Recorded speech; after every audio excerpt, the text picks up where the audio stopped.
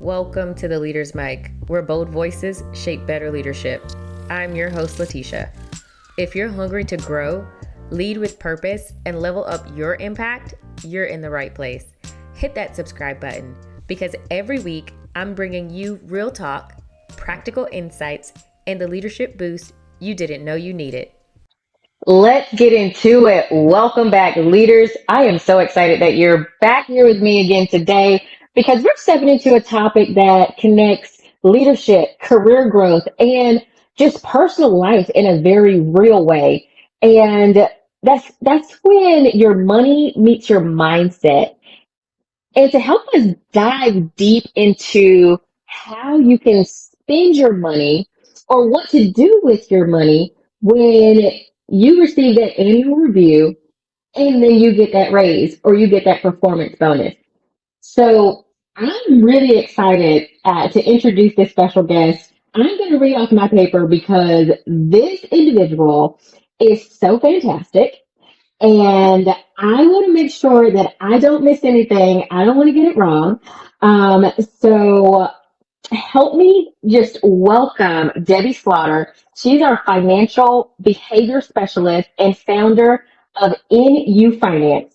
Debbie brings an incredible mix of expertise in financial psychology, trauma-informed care, and survivor advocacy. She holds a master's in financial planning and psychology and works with individuals to heal and grow through behavior-based money work. Debbie, welcome to the Leader's Mic. Oh my Thank you goodness. so much. I'm very excited to be here today. Yes, and you're my very special guest, and I am honored that you even said yes to coming on to the show. This is a platform where I believe that leaders have the opportunity to lead and grow better, right? So I am reaching out to our aspiring leaders and then also our leaders who are out here and they're just like, hey, I want to continue to level up. But I feel like I'm in this place where I don't really know where I'm going or what I'm doing. And so I want to help be that voice to get them on the right track through the challenges that I've faced and, the wins that I've had. I want to make sure that I give, our individuals that listen to this podcast exactly what they need. Um, again, thank you so much for being here. And can you Yeah, just it's give us a little bit about who you are and how did you get into this behavioral finance? well, first, let me say it's an honor to be here. I'm very excited. I love the work that you're doing because it's so important. It is really very important to introduce the psychology part of leadership, the struggles, and bring that to the forefront. People think that success is just a thing that you get and then it stops there. There's a very deep psychology side to it. So Hmm. I'm happy to be a part of this because you're doing such amazing work. Thank Um, you. so I started, um, I guess, way back in 2020, 2021-ish. Oh, it's I during set out. COVID. Yeah. Well, I was fortunate enough to be overseas. My husband was active duty at the time. Hmm. Um, so I was working throughout as a federal employee. Okay. Um, and in 2021, towards the end of it, right before PCSing back to the States or moving back to the States, um, I got this insane passion to learn about personal finance. And Wow. through my organization that I was working with, they had a military spouse program for Hmm. AFCPE, which is the accrediting organization that gives you the AFC, accredited financial counselor. So I started there. And as I was studying, I learned about Dr. Ted Klontz and Dr. Brad Klontz, Yeah. who as I kept kind of down this rabbit hole of behavioral finance through my personal finance education, I learned that they are professors at Creighton University. Creighton University is where I got my master's in financial psychology and financial planning.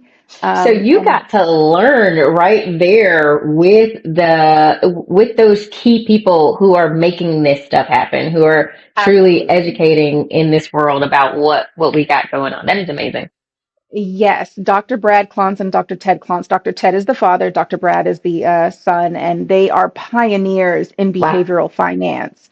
Um, so I learned firsthand from them. Yeah. Um, and, you know, through continuing my behavioral finance is when I saw that there was a disconnect between trauma and financial behaviors. Mm, Um, so early on, I wrote a very basic book about behavioral finance and how to navigate positive behavioral or positive financial behaviors. hmm. Um, so I've gotten to a point where I've learned enough and I'm able to provide trauma informed financial counseling. That is fantastic. And that is yes, I know you called it a basic book, but you all, if you have not heard about her book, please take a look at the link in the bio. You will get to see that book there and grab you a copy of it.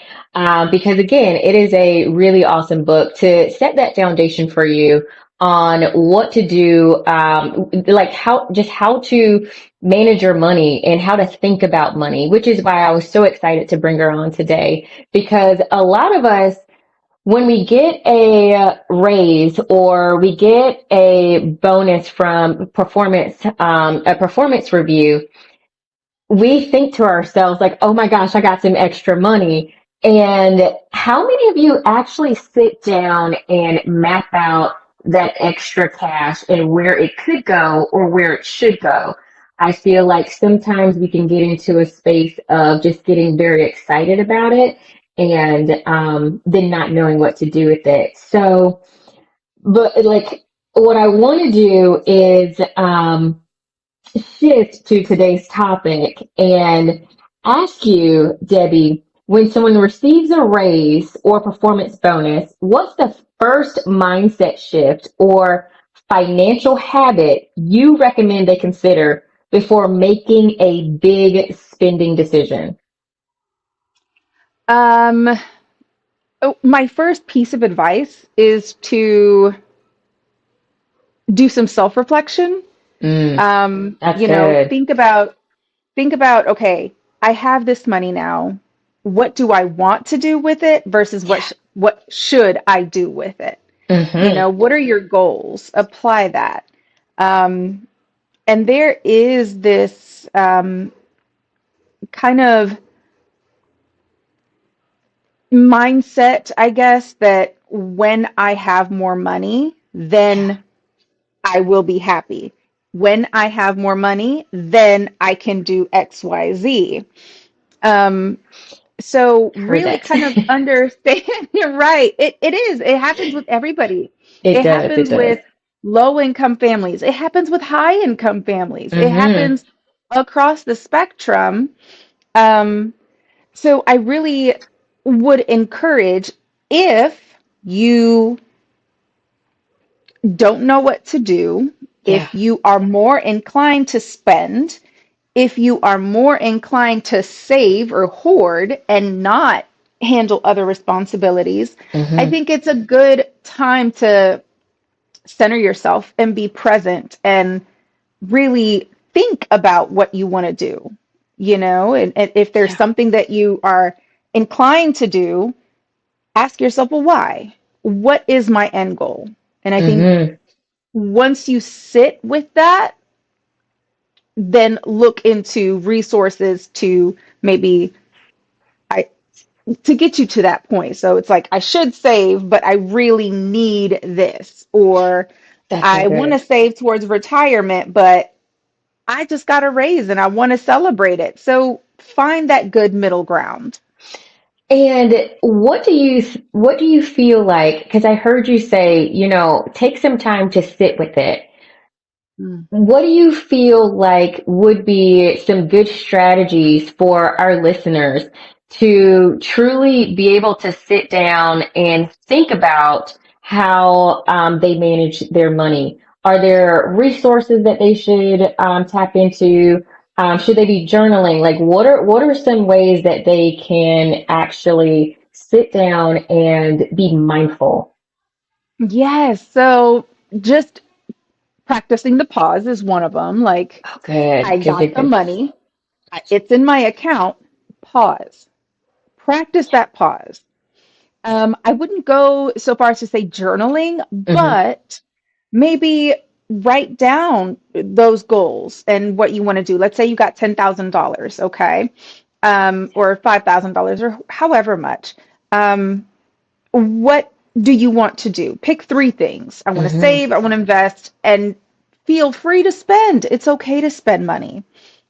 But then you have to think about the 50-30-20 rule, where Hmm. you put $50 or 50% of that towards savings or whatever is most important to you at the time. Okay. So taking that $1,000, 500 of that goes towards savings or Hmm. the emergency fund or what I like to call the oh crap fund, like when something breaks, that's Yes. the oh crap fund, right? We also have one 30, of those. If y'all don't have one, please make sure you have an oh crap fund because life happens, okay? Life be life, life yes, it. life. And a lot of people confuse the emergency fund with the oh crap fund. Yeah, yeah, The yeah. emergency fund is for losing your job, for that Yeah. emergency. It is supposed Hmm. to sustain your lifestyle for rule of thumb 3 to 6 months, 6 to 12 months, depending on your situation. Right. But your emergency fund is not something breaks in the car or the water heater. No, they need to be Hmm. completely separate. That's So good. when you get this bonus, what is your number one priority? Paying down debt? Great. That 50 goes towards that debt. Hmm. 30 goes towards saving, and then 20 spend it. Right. Or if you have no debt, then savings, investment, spend it. 50, Love 30, that. 20. Apply it to your life. 65, 15, or 65, 25, 15, or whatever equals 100. I can't Yeah. figure it out.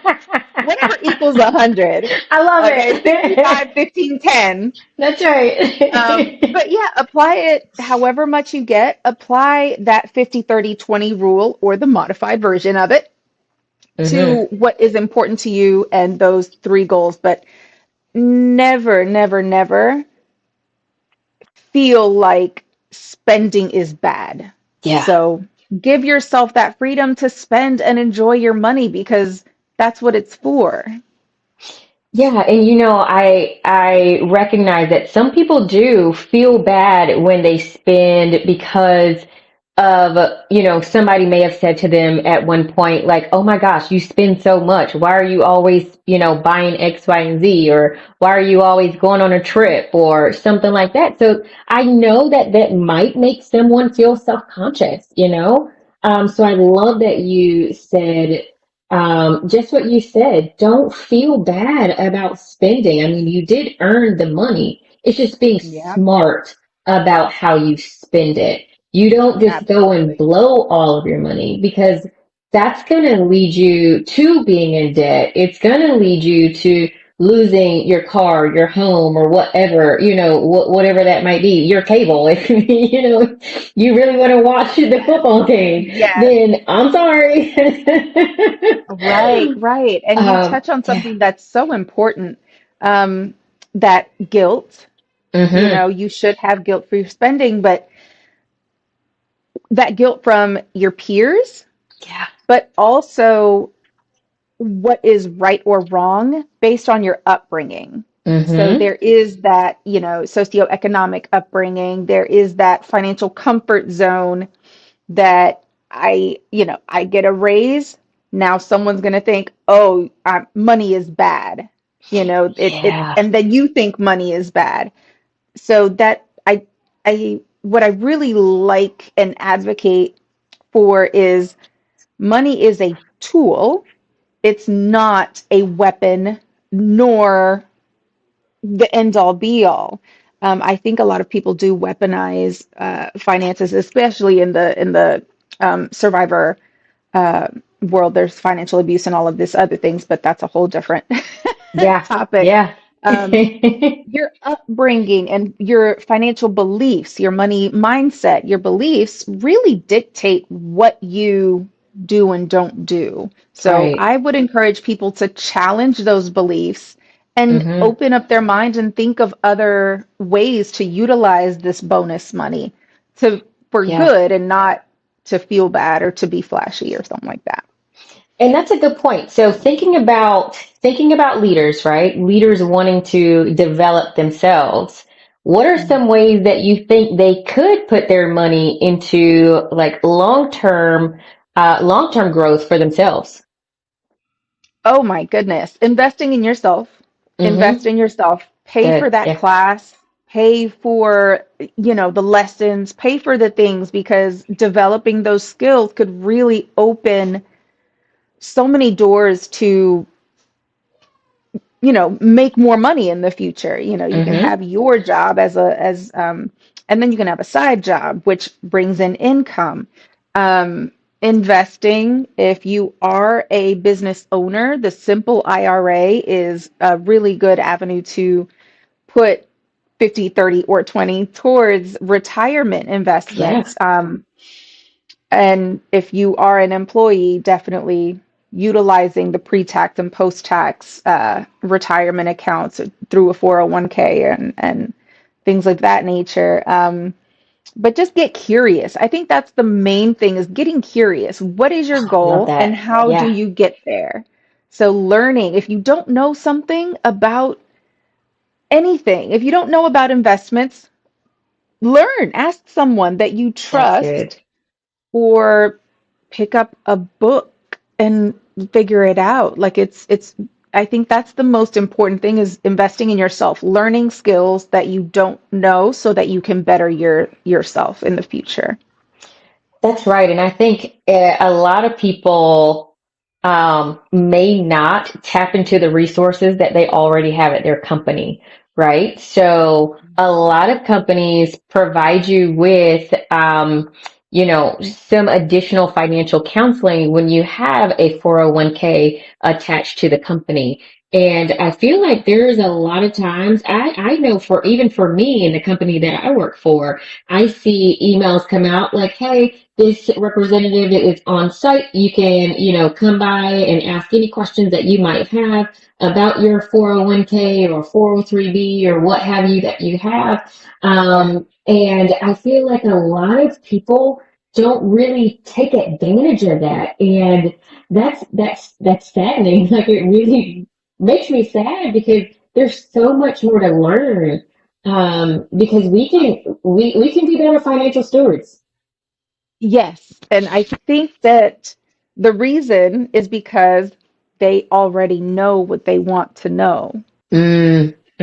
That's They good. because of their upbringing. They already know what they want to do with their money. They already Mm-hmm. know.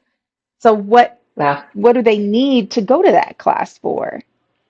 I know Yeah. I need to pay my mortgage. I know I Right. need to pay my Yeah. car. I know I need to save. So what are you going to teach me? Um but there's always something to learn. It's just Mm-hmm. really difficult in when it comes to finances. They don't, there's again a stigma. We Mm-hmm. don't talk about money. I'm not Yeah. going to talk to anyone about my salary or what I'm Yes. spending money on. I already know. So I'm going to do what I know. Mm-hmm. Oh, and that's Yeah. that's really, really big. People do not talk about their salary because it causes so much discourse and so many feelings in the workplace. If you do share what you're making and you have, let's say, two individuals who are in the same exact role, and then one person is making more than the other person, and sometimes they fail to realize it's because one person just simply asks for more, right? Or the other person has more experience on their resume that someone else don't have. And it can become this huge thing once you do open up that can of worms when it's okay, what's your salary versus what's your salary? Yeah. Oh my And a lot of goodness. times, and in some cases, let's say that higher earner, in Hmm. being in the same position, they are higher earners, but the lower earner may get the bigger bonus. There you go. They may That's be a better good. performer, so they get the bigger bonus. And what are the tax implications? They are getting the higher salary with a smaller bonus. Yes, It may even out at some point. It someone else's pockets is not our business or exactly. their business or whatever, but there is a way to have a healthy conversation around Hmm. finances. And I'm so glad you said that because that's where a lot of people do get caught up as well. Like, yeah, you can be like the top performer and you not realize that your performance bonus could truly, over the years put you at a higher level than everybody else just that's within your job title. So don't sell yourself short or start slacking at your work because you heard somebody gets paid this because you don't know their work ethic, right? And that's really, really good. A great point for my leaders, my listeners, my aspiring leaders to hear. Like, continue to do your best work. And don't worry about somebody else. Yeah, don't worry about somebody else's pocket, right? When we're talking about finances, look at what you're making, what you're earning, and how you can truly, save or invest or utilize the funds that you get. One thing that I was thinking about, Debbie, is that, during the season of performance bonuses, uh, some people are already living comfortably. They don't even, and they're good to go, but then they might get a bonus, right? And some people, not all, I know some people may not even look at the bonus, they just ignore that they got an extra pay bump. What can be like detrimental with having that mindset or that thinking of, oh yeah, it's just, a raise, it's fine, and not even like truly acknowledge it? I think that is probably one of the better gifts. Mm-hmm. Yeah. It really is because it lends itself to what we as financial counselors and financial advisors, financial planners, what we want people to do. We Mm-hmm. don't want people to track every dollar, track every Ah. investment, track every Mm-hmm. spending. Automating your system, automating your system every single month, it should work to where Wow. you don't check your money, you don't worry about it. If you get a bonus, you know that it's going towards pre-tax, that it's going towards post-tax investments, that it's going towards savings. So if a person is standing there and, oh, I just got a bonus, I don't know where it went, we're hoping that it's because they've automated their system and Yes. not it's in my checking account and I'm just going to go spend whatever and continue the same thing. You definitely want to make some smart adjustments if Good. you haven't automated it. But we really want a system so Yeah. that when you get a bonus, you don't have to look at your accounts all the time. So not checking it, not worrying about it could Hmm. is kind of what we want if it's set up right. That's so good. That's so good. Oh my Yeah. goodness. I love that so much. Yes, automation. Like Yes. put me on to that. That's where I'm trying to get to, Yes.